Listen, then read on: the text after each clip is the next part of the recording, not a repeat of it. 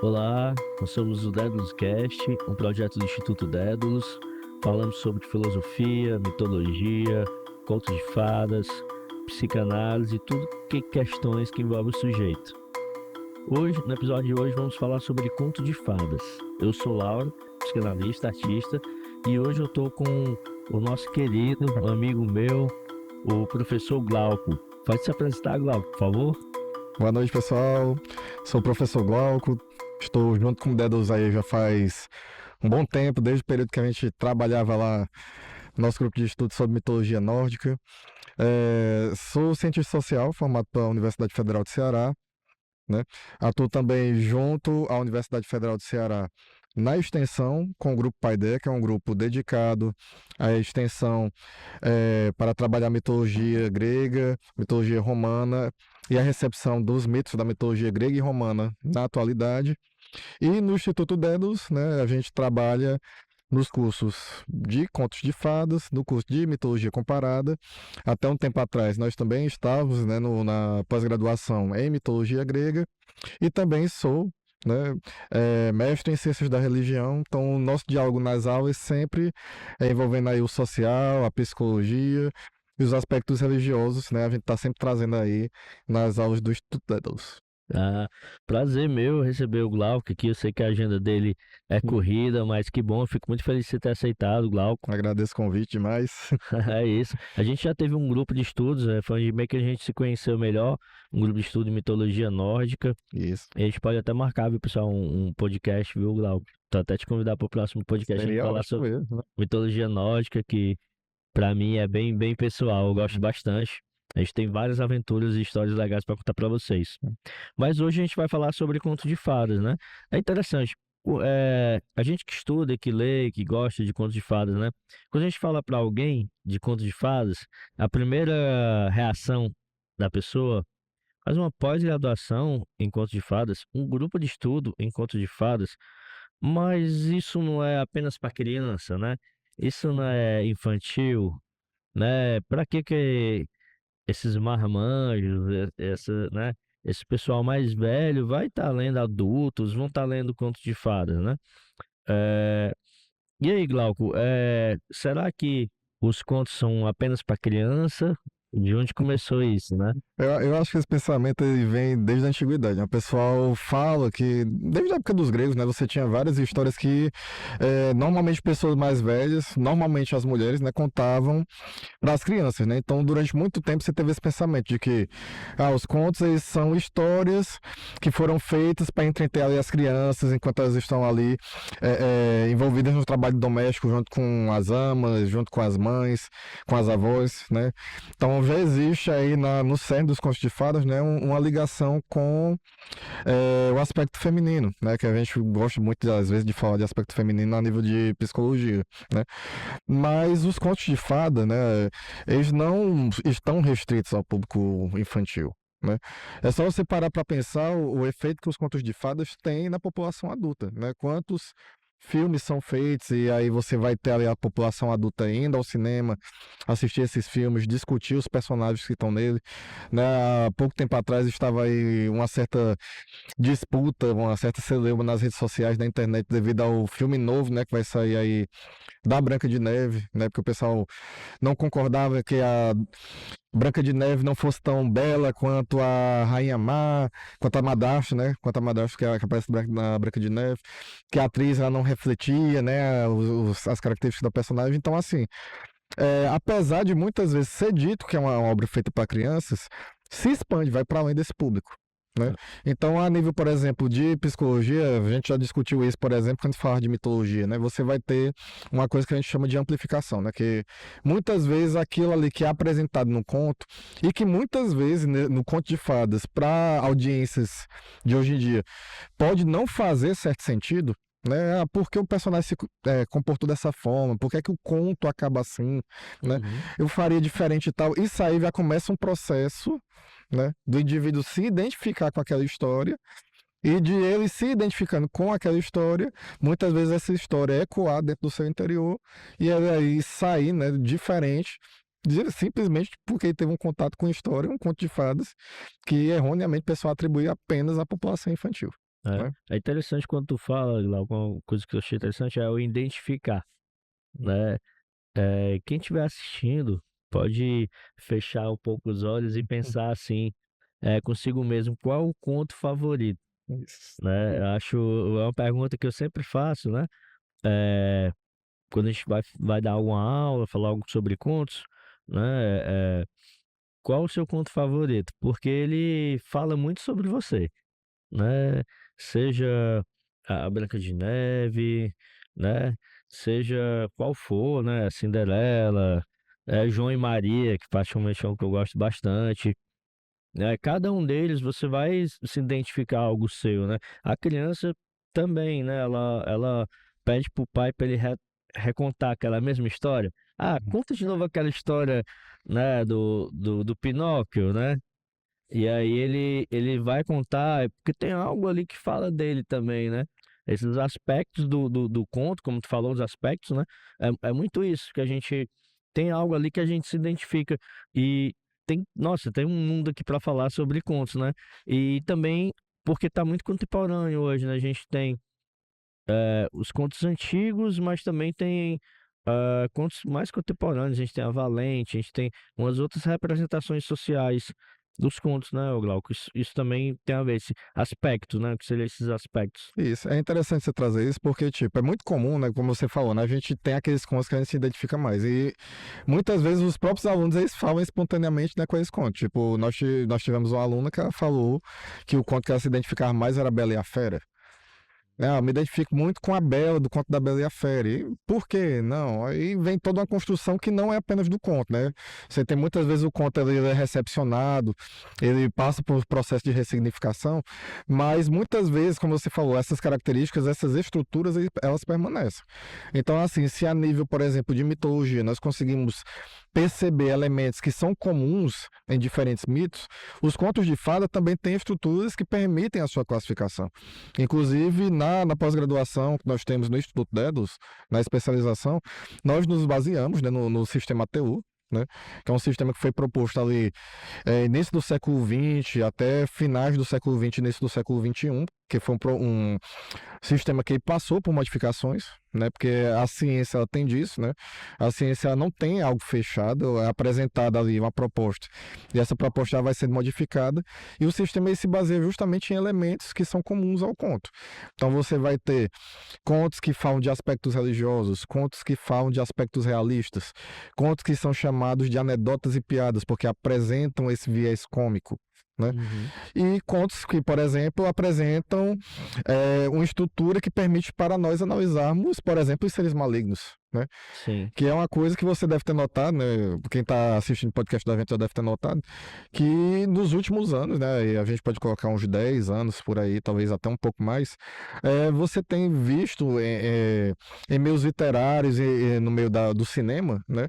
Os contos de fadas sendo contados muitas vezes da perspectiva do vilão, É, né? Porque que esse vilão se tornou o vilão.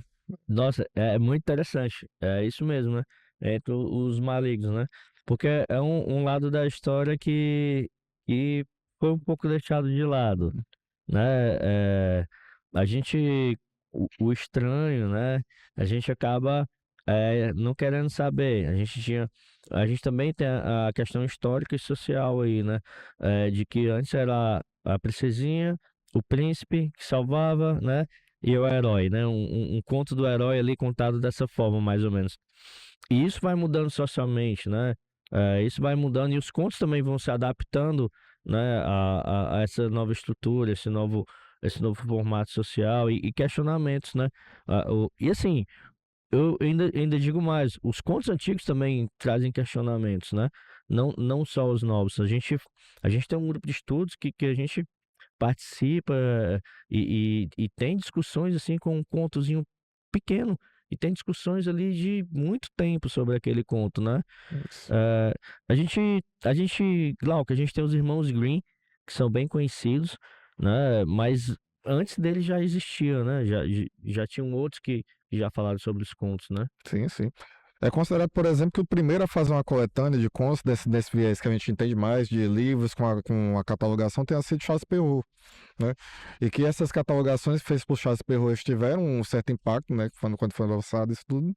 Mas aí, devido ao período do Iluminismo, que você vai ter essa primazia da razão, né, das técnicas sendo apresentadas ali no período iluminista, você vai ter, de certo modo, um apagamento dos contos de fada durante certo período. E aí, no século XIX, como você falou, né, você vai ter aí uma volta a essa catalogação. Você vai ter aí os irmãos Grimm que vão fazer esse trabalho, né, e vários outros autores que eles vão nessa busca, influenciada muito pelo romantismo, né, que tinha esse viés nacionalista, né, nós precisamos manter as nossas tradições como país, como povo, e aí você vai ter alguns eruditos que eles vão fazer esse trabalho, né, de catalogar esses contos e de apresentarem para a nova audiência, muitas vezes sofrendo modificações, como foi, por exemplo, os contos lançados pelo Hans Christian Andersen. Né? O Hans Christian Andersen ele vai fazer essa catalogação dos contos, vai apresentar esses contos em um livro e vai dizer que muitos daqueles contos que ele catalogou e que foram apresentados por ele foram criados por ele. Quando, na verdade, ele recebeu esses contos, né? E Sim, passou por um processo de modificação. não fez a referência. Ah, fez não. Porque para pensar, por exemplo, um conto como a Chapeuzinho Vermelho, certo? A Chapeuzinho Vermelho, alguns estudiosos apontam que a versão original da Chapeuzinho Vermelho é bastante diferente dessa que nós conhecemos, né? Então, quando, por exemplo, você tinha lá a figura do lobo mau, né? Que devora a vovó, que devora a Chapeuzinho. E elas são salvas para a figura do lenhador que aparece, né? Ele luta ali com o lobo. E quando ele mata o lobo que abre, elas ainda estão lá dentro, né? Vivas. Na Idade Média, provavelmente essa história era bastante diferente, né? Então você tinha ali que a mãe havia dado para Chapeuzinho uma recomendação, né? Você vai para a casa da vovó, mas você não deve passar pela floresta, né? Porque que você está falando do bosque, da floresta, e o bosque, o bosque e a floresta na Idade Média pertence ao seu feudal. Não é permitido ao plebeu passar no bosque e na floresta, Olha só. né? E aí, quando a Chapeuzinho desobedece a mãe que passa na floresta, ela encontra com o lobo na floresta. Provavelmente esse lobo era quem? Um nobre, né? O nobre ali da região que estava ali. A lei, né? A lei, a ordem. Não pode. E aí o que é que ele faz? O nobre faz, o lobo faz, né? Pra onde é que você vai? Pra casa da vovó, né? Ah, como é que o nobre consegue chegar, o lobo consegue chegar na casa da vovó antes da Chapeuzinho? Bem, os nobres andam a cavalo, né? A Chapeuzinho é pobre, tem que andar a pé. Sim, Chega lá, mata a avó, segundo o conto. Abusa da Chapeuzinho, mata a Chapeuzinho e fim da história, né? sim. Ou seja, o conto aí tinha um viés moral para as crianças, né? Hum. Qual era o ensinamento que era passado para as crianças? Você não deve desafiar o seu feudal. Então aquela parte ali da floresta pertence a ele, você não tem direito de passar lá, né? Porque senão pode acontecer isso com você. Vai ser problema para você, vai ser problema para sua família, né? Então o conto aí tinha esse viés moralizante, esse viés instrutivo, né? E não apenas um aspecto de entretenimento. Tem um viés de entretenimento? Tem. É uma coisa que nos diverte, é uma coisa que, como você falou, né? Muitas vezes as crianças elas querem ouvir várias e várias vezes a mesma história, porque gostam da história. Muitas vezes, quando nós nos identificamos com uma dessas histórias, nós mesmos, adultos, queremos ouvir ou ler várias versões dessa história, porque nós nos identificamos, muitas vezes até sem entender porquê.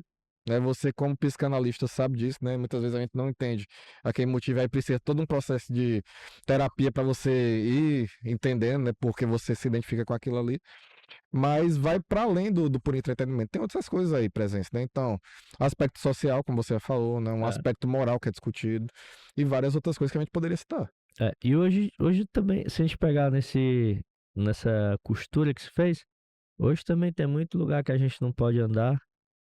A gente também é muito proibido, né? A gente tem que é perguntado para onde é que você vai, como é que você vai, né?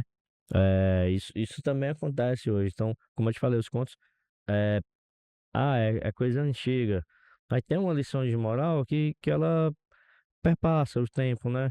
E acaba chegando até aqui, né? Onde a gente está. Claro que a gente tem outras questões, né? Mas também questões que foram elaboradas antes, né? Foram faladas que acabam atravessando a linha do tempo e chegando em 2000 aqui, e 24, 25, que a gente já está quase virando aí o ano, né? É interessante porque para pensar, a gente falo isso, boa parte dos contos de fada, eles se passam em um período que não é o nosso período. Sim. Uma realidade que não é a nossa realidade. E por que que esses contos que não falam de um tempo que é o nosso, de uma realidade que é a nossa, tem tanto impacto na gente? É. Né? Então aí é uma pessoa que já tem uma cabeça aí mais científica, uma cabeça mais curiosa, ela vai começar a se perguntar isso, né? E aí, se você quiser saber, você vai aqui participar aí da pós-graduação que você vai entender. É isso, né? Esses atravessamentos aí que os contos deixam com a gente, né? E hoje a gente fez aqui uma costura, outra coisa que tu falou interessante, que é catálogo, né? Os Green, eles pegavam vários contos, eles ouviam, eles tinham o dom da escrita ali, e acabam escrevendo e mudando. João e Maria também foi um, né? Que fala ali da época ali da Guerra Fria, se eu não me engano, né? Umas épocas de guerra ali que os filhos tinham que ser abandonados, eles tinham que escolher qual filho que ficava, tinham que vender filhos, tinham que negociar. Era uma época bem difícil, né, Glauco? Quando a gente fala, por exemplo, ali de Idade Média, né? Porque vai ter muito esse viés do conto, né? De você ter aquela pessoa que normalmente é um pastor, é um fazendeiro, e muitas vezes, por exemplo, no conto se fala, né? Aquele pastor, aquele fazendeiro, ele foi para a cidade para fazer alguma coisa, como é, por exemplo, o caso da própria Bela e a Fera que nós falamos, né? Que o pai da Bela era um comerciante, então precisava ir para a cidade para fazer o comércio dele, né? Porque era onde se concentrava o comércio. Normalmente onde tinha as feiras, né? Então, assim, por exemplo, um conto como João e Maria fala da dificuldade que os pais plebeus, né? A gente poderia esticar isso para os nobres, né? Os nobres eles tinham bem mais condições que os plebeus, né? Mas os pais plebeus, a dificuldade que era para você manter os filhos vivos, né? Que aí, e como você falou, se fosse um período de guerra, aí a dificuldade era imensamente maior. Você está falando de uma cultura agrícola, né? Então muitas vezes quando você tinha aí a invasão de exércitos e tudo. Os exércitos que invadiam, a primeira coisa que faziam era destruir plantações, né, justamente para provocar a fome no povo, tornar mais fácil a conquista, fazer com que o povo reclamasse dos governantes, né? Então, assim, um conto como João e Maria traz isso de forma muito crua. Só que quando você para pensar, o conto de João e Maria fala que naquele período se passava uma grande fome. Às vezes pode falar ali que essa fome foi causada por uma guerra, ou por uma peste, ou qualquer outra Sim, coisa. sim. Mas a discussão que você faz da figura maligna é o quê? A bruxa que está presente ali na floresta, ou como questionamos na aula, né? Como é que você pode falar da bruxa como uma figura maligna e você esquecer do pai das crianças, que simplesmente leva as crianças para a floresta e deixa elas lá? É. Ou da madrasta, né? Que você vai ter sempre a figura da madrasta, que faz o pai das crianças largar ela nas florestas. Sim, e a madrasta, inclusive, é para não que a mãe não seja má, né? Isso. Né? Usa sempre uma figura da madrasta, né? Sempre o pai, como tu falou, né? Separa e acaba casando com outra É um pessoa, né? pai que ou é subserviente, né, como você tem na história da Branca de Neve, né, que vai e aceita o casamento, né, com a madrasta má, né, e depois, como na ressignificação moderna que nós tivemos ali, né, da Branca de Neve Caçador, é morto, né, por essa madrasta e fim da história, né, ou muitas vezes é um pai que ele está ali presente, ele traz o bem para a personagem principal, mas depois ele simplesmente desaparece, ele morre, como é o caso, por exemplo, da Cinderela, né? Que não era um pai que era ruim, casou com a madrasta que seria ruim, né? Mas enquanto ele estava vivo, a coisa estava funcionando, né? Mas aí ele vai e morre, e aí você tem todo um processo que acontece. Agora, uma coisa interessante se pensar, por que sempre uma madrasta, né? Você vai ter sempre esse pensamento, né? Por que sempre vai aparecer a figura da madrasta, né? Porque aquilo que as heroínas dos contos de fada normalmente elas tendem a ser órfãs ou serem ali criadas por uma madrasta. É Uhum, uma discussão que já daria para fazer aí, né? sim. E hoje a gente também vai falar sobre os contos malignos, né? Uma classificação ateu aí que é voltada para as criaturas malignas. E É. quem são essas criaturas malignas, o Glauco? Pronto. Porque, por exemplo, essa pergunta que tu fez é muito boa. Porque, assim, normalmente nós apresentamos as figuras malignas como o lobo, né, que nós já falamos, né, animal totêmico, que vai aparecer em várias culturas, né, no grupo de mitologia nórdica a gente discutia Sim, o sim. simbolismo do lobo, né, que você vai ter aí, muitas vezes os Ufzarks ou os Berserks, né, dentro da cultura nórdica, que se identificavam com a figura do lobo ou do urso, né, tem uma variante também, inclusive nas metáforas, né, que a gente viu lá em prosa, né? A gente viu que o lobo muitas vezes é metáfora para o urso e vice-versa, né? Então Sim. são figuras ali intercambiáveis. Você tem o lobo, você tem a bruxa, né? A figura maligna de aspecto feminino, você vai ter ali o ogro, né, que muitas vezes é uma figura dúbia, né? Você tem o ogro, o gigante, o troll, né? Que é aquela figura ali, muitas vezes refletindo aspectos da natureza, né? Porque é algo que é gigante, muitas vezes é incomensurável a nossa compreensão, né? Mas o que é interessante dessa tua pergunta é que muitas vezes essa figura maligna, ela pode ser dúbia, né? E em muitos contos a gente questiona quem de fato é a figura maligna, né? Às vezes, é como a gente estava falando ainda há pouco do João e Maria, né? Muitas vezes é muito fácil para a gente apontar a figura maligna como sendo a bruxa, né? Mas é só ela essa figura maligna, né? E aí muitas vezes a figura maligna é a figura contrassensual. Por exemplo, tem um conto que a gente vê, salvo engano, do Ítalo Calvino, né? Que fala de 3 irmãos. O pai desses irmãos faleceu, né? E deixou com os filhos a sua herança, né? Para cada um uma bolsa com uma determinada quantia de ouro. E os irmãos decidiram em conjunto, né, que eles manteriam parte desse dinheiro e ao mesmo tempo trabalhariam para expandir esse dinheiro, né? A lição é de economia aí com conto de fada, né? Então, assim, a gente vai manter, a gente não vai gastar tudo que a gente tem. Só que aí o que é que acontece? Esses irmãos eles são enganados, cada um à sua vez, por um bispo. Aí a gente tá falando, se a gente tá falando de conto de Italo Calvino, a gente tá falando o quê? De uma realidade cultural ali da Itália, da Península Itálica, né? Então como é que você vai ter uma figura de um bispo sendo o contraponto desses irmãos, sendo a figura com quem esses irmãos têm de lutar, né? Dentro da classificação ATU, é uma seção que a gente chama de perca a calma e perca a aposta, né? Ou seja, os irmãos eles precisam, ao desafiar esse bispo, manter a calma em todo o tratamento com eles, porque se eles perdem a calma, eles apostaram com o bispo dinheiro que eles receberam do pai, e eles perdem esse dinheiro, né? O único dos filhos que consegue enganar o bispo e fazer o bispo perder a paciência é o irmão mais novo, que é uma coisa também que é muito comum nos contos de fadas, né? Nos contos de fadas, em vez de ser o irmão mais velho, o irmão do meio que consegue os grandes feitos, normalmente é o irmão mais novo que consegue esses feitos, né? Mas a discussão é como é que você tem uma figura ligada à igreja, né? No caso a igreja católica, que a gente está falando ali da realidade italiana, que ela é vinculada como se fosse o antagonista da história, né? Não é um ser sobrenatural, não é uma bruxa, não é um monstro, é um ser humano como eu e você. Só que o que ele tinha de extraordinário, uma lábia excepcional para enganar os outros. Né? Então, essas discussões sobre figuras malignas no conto, sobre o mal nos contos de fada, vai longe, vai longe.